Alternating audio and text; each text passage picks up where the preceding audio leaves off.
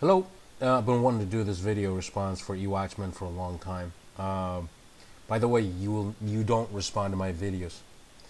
You know that actually you've attempted, but you just can't answer them. You're a very proud man. You're a very, very egotistical, proud man. I challenge you for a debate on any topic. You pick it, I'll challenge you. Watch any of my videos, any of them. Try to prove me wrong. I challenge you to debate me on anything, and out in the open, not on texting and typing. This is the one. This response is on a video that you've done called the Antichrist, and what I saw you is mangle Philippians chapter 2 verses 6, 7, and so on, about Jesus Christ completely ceasing being God and coming down.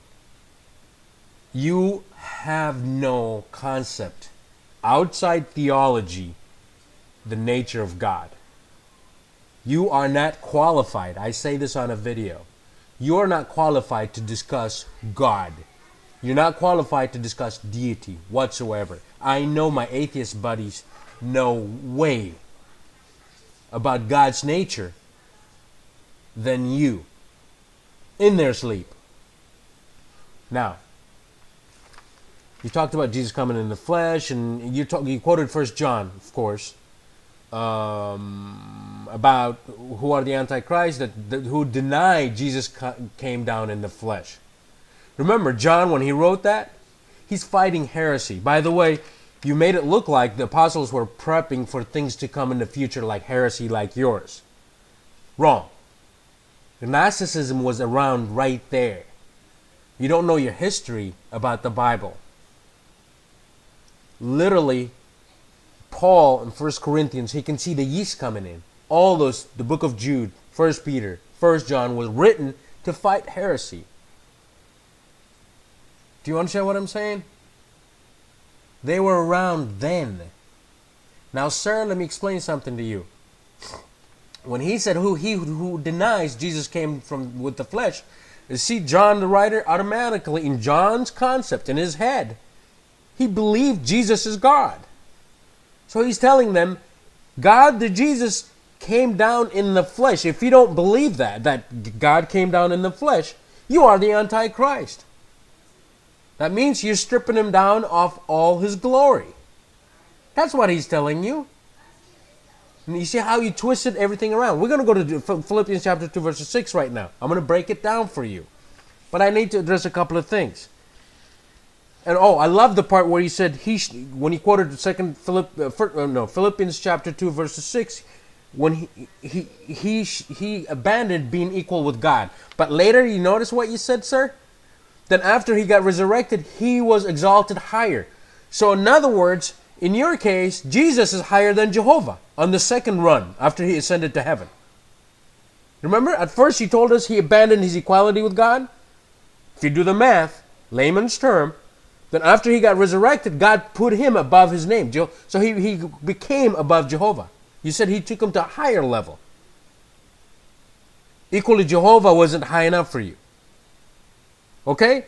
Man, you got so much garbage, dude. You talked about the Samaritan woman. You said that God is spirit. I got some news for you. I want to quote you something really quick about Jesus. Quick. When Paul wrote Colossians chapter 1 verses 8, I believe, that in him all the deity of the Father dwelt. If he was just a mere man, why would Paul say that? Why would Paul say that inside Jesus dwelt the fullness of deity lived in bodily form? Fullness of deity lived in bodily form. Colossians chapter 2 verses 9. He says that. If he was just a mere man, he by the way, man, you bring up so many questions. It's like, for me, it's like awesome feast. Let me ask you something. If he ceased becoming God, can God cease becoming God? Did he hit the switch and Jesus just became human and then here goes this godhoodness of him just disappeared or vanished? Is that what you're telling me? You need to stop and read scripture. First of all, put that perverted Bible down. Open up the real Bible. Compare scriptures. That's what your problem is. They gave you manual that is so perverted. Your manual would not let this plane fly, get off the ground. That's your problem. I got some news for you. In Isaiah 9:6, He is eternal Father. Does eternality cease? Think spiritual places. Does eternality cease? Can you make it stop? Can God shoot himself and kill himself? Can God cease becoming God? If he could, dude, whoa. That's way over my head and way over your head. You're saying Jesus just took off like a jumpsuit, his Godhead, and abandoned it, left it there, and just became a human being. Is that possible? That's the question that would come to me. But let's read Philippians chapter 2, verses 6 and 7 and 8 and 9. In King James, it reads like this: who being in the form of God, though it's not robbery to be equal with God. Okay? So he's about to step off the chair from being equal with Jehovah, but made himself of no reputation, and took upon him the form of a servant. You see, a form of a servant, not he became a servant. See, this is where the deity steps and takes flesh, because you know what? He's about to demonstrate that this flesh is going to die. I'm going to show you how I'm going to defeat death. And was made in the likeness of men. Not man, likeness of men. And being found in fashion as a man. See? Fashion as a man. So he puts on this outfit of a person. Okay? He humbled himself, became obedient to death. He humbled himself. Let me give you a great example. The King of England. Okay? He says, you know what? This week I'm going to demonstrate how to clean the sewer system in London. And then he takes off his crown and all his robes and everything, puts on, okay, overalls and dirty boots, and steps down in the sewer system and cleans. Does he cease becoming a man? Does he cease becoming a king? Is he no more king? Let me ask you something. If you read John 1:1, when he says the Word was God, and then the Word became flesh and dwelt among us. He didn't say the Word stopped becoming Word, the one that used to be God, and all of a sudden stopped being that. That's not what John says. And then it became a human being.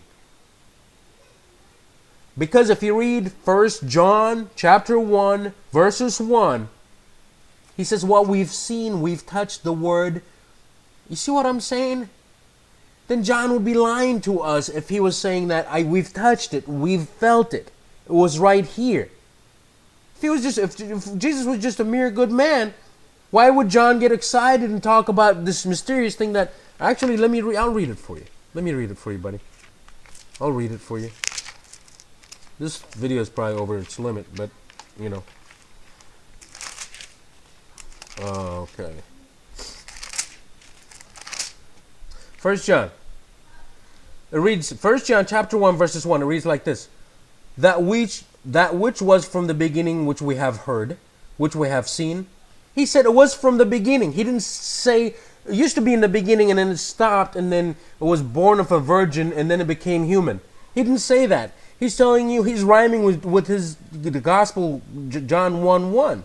He's saying which we have heard, which we have seen with our eyes, which we have looked upon, which our hands have handled, of the word of life. He still calls him the Word, the one that used to be God. Let me check my time, dude.